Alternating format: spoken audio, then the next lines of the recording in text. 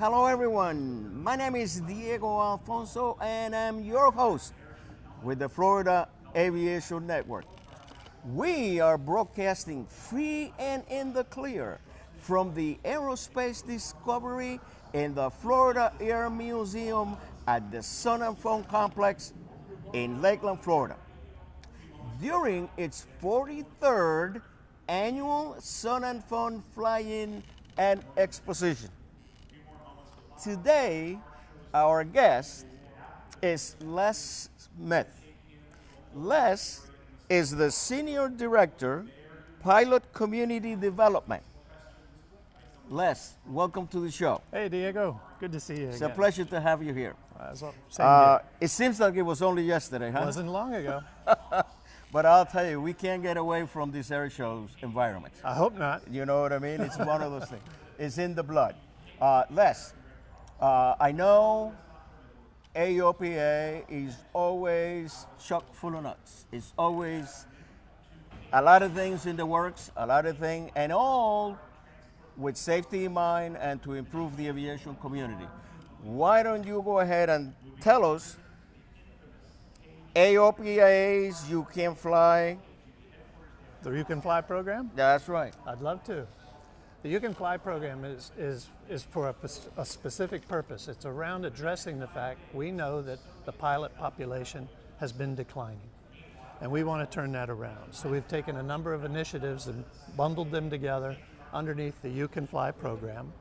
The first one of which is high schools. The high school initiative is developing curriculum that will allow a high school or a high school administration to take a packaged deliverable of curriculum, institute it in their school, and we'll have opportunities for distance learning for teachers so that they're comfortable with it. We'll start out this fall with test curriculum that will be undertaken at some schools that have signed up to do testing on that. And then each year we will add a year. So 9th will go into next year, 10th we'll develop 10th, and then we'll keep adding until we have a full 4-year high school program. Oh my God, that is such a good thing. My first interviewee this morning was Richelle Floyd, and we were talking precisely about that issue where we need to get our youth involved. Absolutely. In aviation. The Yeah. future of our industry, or most of the future of our industry is dependent on how the youth receives aviation. Yeah, and for some it's not even on their radar, and for those that they kind of are vaguely aware, this will bring them in and give them an understanding. Some of us are lucky to have had someone in our family or a friend who was in aviation and could present the example that, yeah, there's someone just like you who got into aviation, and there's a possibility for a career there. Exactly. So the 4 initiatives that are under You Can Fly address kind of pressure points along the way, and that first one is high schools, and that sets the DG, the directional gyro, for those kids towards aviation and the possibility of careers there. Right.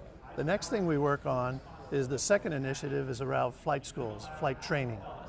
The outcomes with flight training these days just aren't as what we would like to see. There's just too high of a washout rate, and it's really not about money necessarily.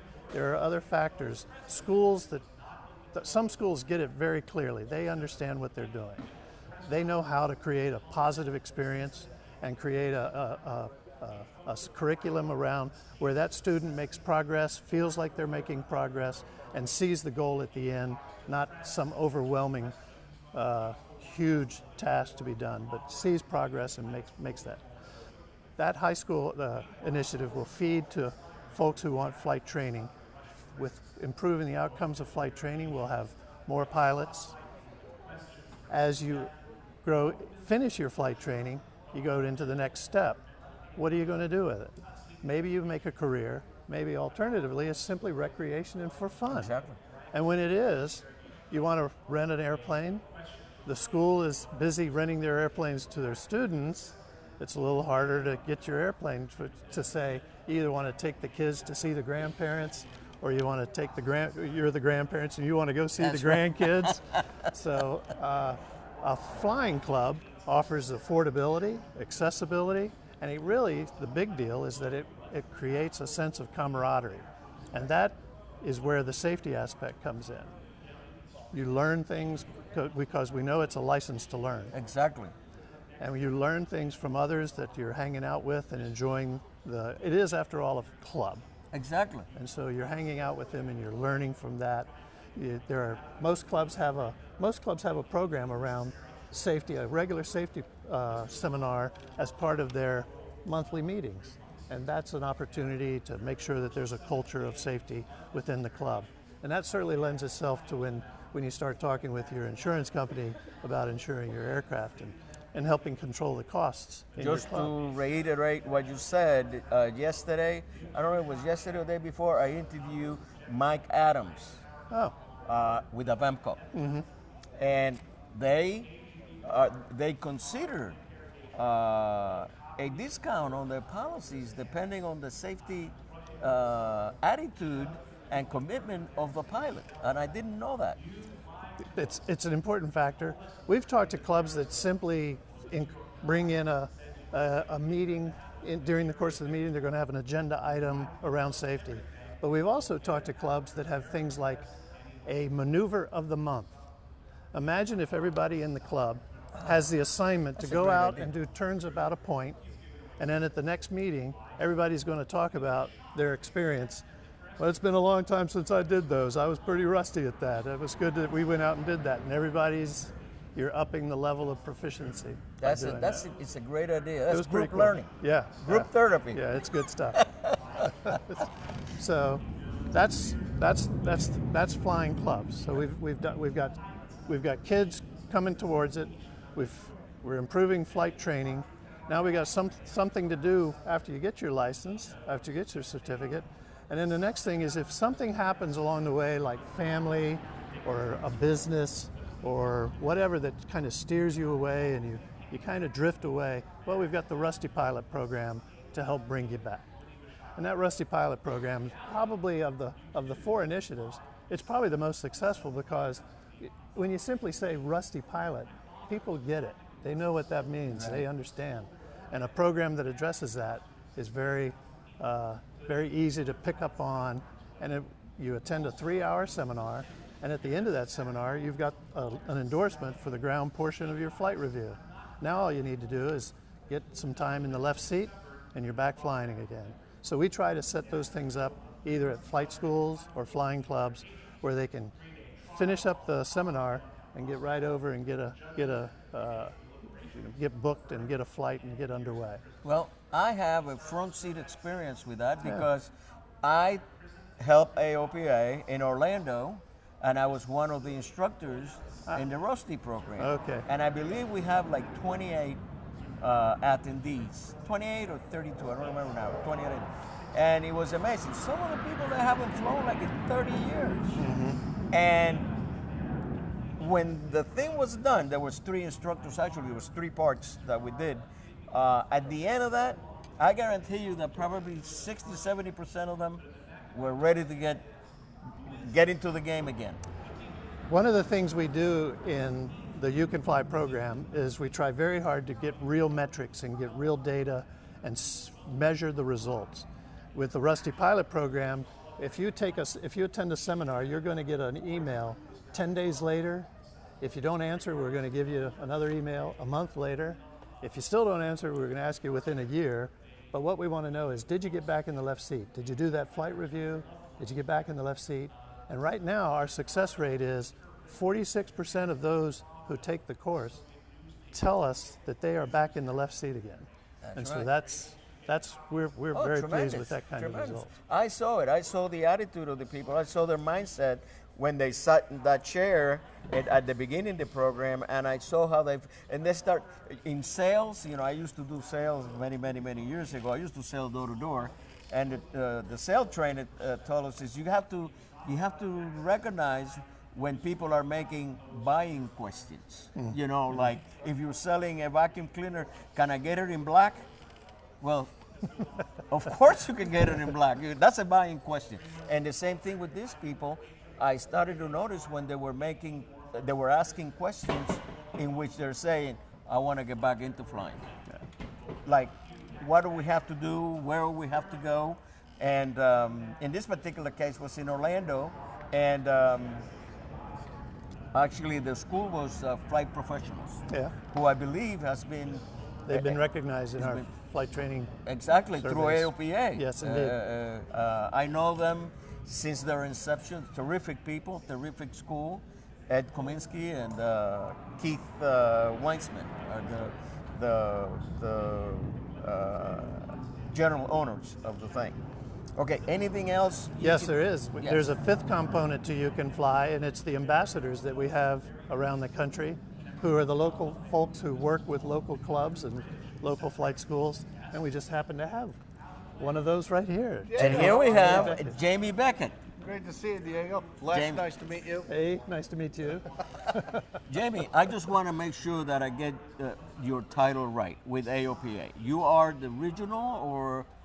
I am the Florida ambassador for the You Can Fly program.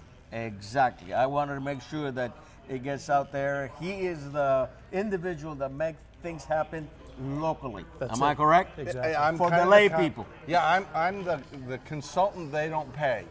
It's already taken care of. I come out and see them. But it's the benefits, though. Oh, yeah. It's a good help. Thank you so much for being here and enjoying the conversation.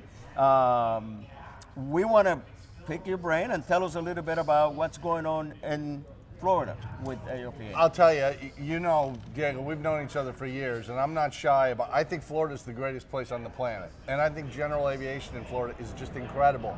I'm really happy here. I think in the last 2 years, we've helped people out there form 13 flying clubs.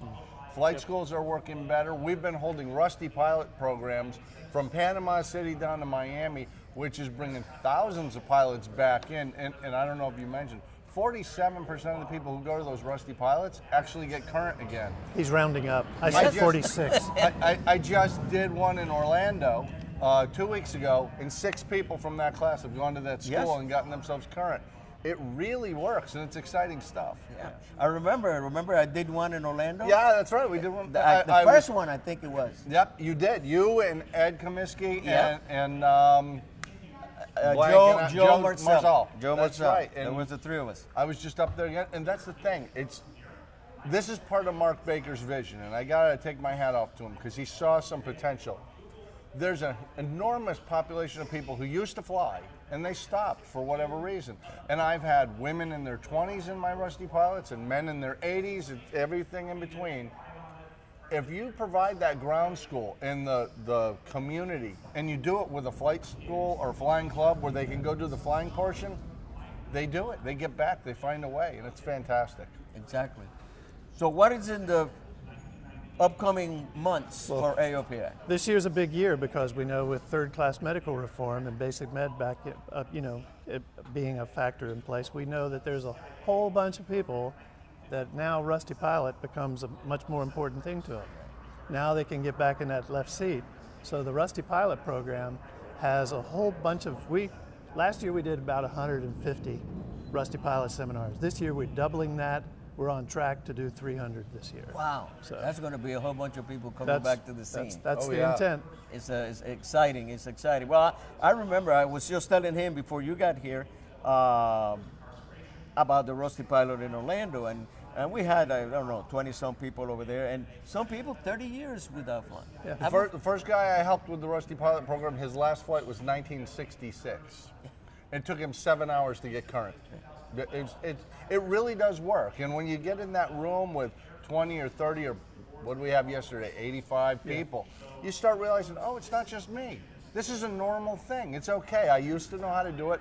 I'm going to learn the new airspace. I'm going to learn the new medical requirements. I'm going to find out what GPS is. Exactly. And we're going to go ahead and get back to it. And the minute you get back in the plane, you know how this works. Oh, I remember this. It's like a bicycle. I got to polish it a little, but I remember how to do this. It's like a bicycle, and sometimes they think that it's a tremendous chore just to get back, but you get back quicker than you think. Well, and I'll tell you, one of the things that's important about the You Can Fly initiative is it's not just that one thing. By also having the option of joining a flying club, for instance, you can really depress the cost and have this social network of people who support you. I have a flying club in Winter Haven I belong to. We have teenage girls who are student pilots. We have former Navy pilots. We have active corporate pilots. We have just regular GA people. And they all learn from each other. Everybody knows something the other person doesn't know. Plus, we have a grill and a refrigerator full of soda and water. So we're good. We did mention it was a club. Well, there is not a better place than an aviation club It's all to kinds of belong fun. to or to be there if it's a physical place. You know, we started a club in Colwell, New Jersey back in 1971 in a shack. It was 9x9. Yeah. But that, like you were saying before, that's where a lot of pilots learn a lot of stuff, which is, it used to be called hangar flying. Sure. Yep. You know, Well, and you know, that's an important point, and I deal with this a lot. When people want to start a club, you don't need an airplane to have a flying club. You need people. point. Exactly. You can start with a few people, just 3-4 people, and it grows from there, and you start talking about what kind of plane might we want, would we lease, would we buy, and you really make a decision and do something that's going to work for all of you long term.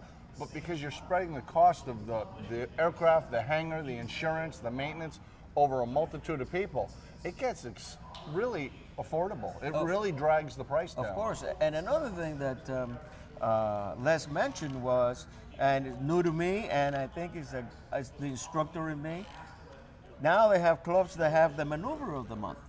Sure. What a great idea that Yeah. is. Can Hey, you imagine? Your club can be anything you want it to be. Mine just bought a 1949 Piper Clipper project, and we're going to start teaching an A&P class in the club, so people can restore this airplane, maintain the airplane, and fly the airplane right in the same hangar. There you go. You know I'm an A&P. I'm an A&P. Yeah. Let's start a club. We can do that. Yes, we could. Don't let my wife hear you. Oh, boy. She may be all over us. Okay, now I want to go into personal experience, okay? Because whenever I believe, you know, I've been doing this for a long time, and I believe, and I get feedback, and I learned that when we present somebody, and you are promoting something, that we need to establish credibility, and that you belong in that chair saying what you said. Yes. Same thing with you. So before I get there, is there anything else that you guys want to push out there concerning AOPA? Well, I think we've covered the 4 initiatives and the fact that the ambassadors are available locally to help with folks that want to get these things underway. And Okay. so I think we've done that. I believe we have only 1 minute left. I was just told. Oh. So, are you a pilot? I am, Are you a private pilot? most of the time. Are you a pilot? I am a commercial pilot, CFI MEI, A&P, Advanced Instrument Ground Instructor, and the ambassador for AOPA in There Florida. we go. There you go, and that's the credibility right there. Guys, it's been a pleasure having Thank you you, here. Diego. Diego, I really always enjoyed this. fun. We got to do this again. Absolutely. January. Okay. Sebring. I'm Sebring. ready. Yep. Okay? And for our folks out there in cyberspace and TV land, this is Diego Alfonso signing off with the Florida Aviation Network.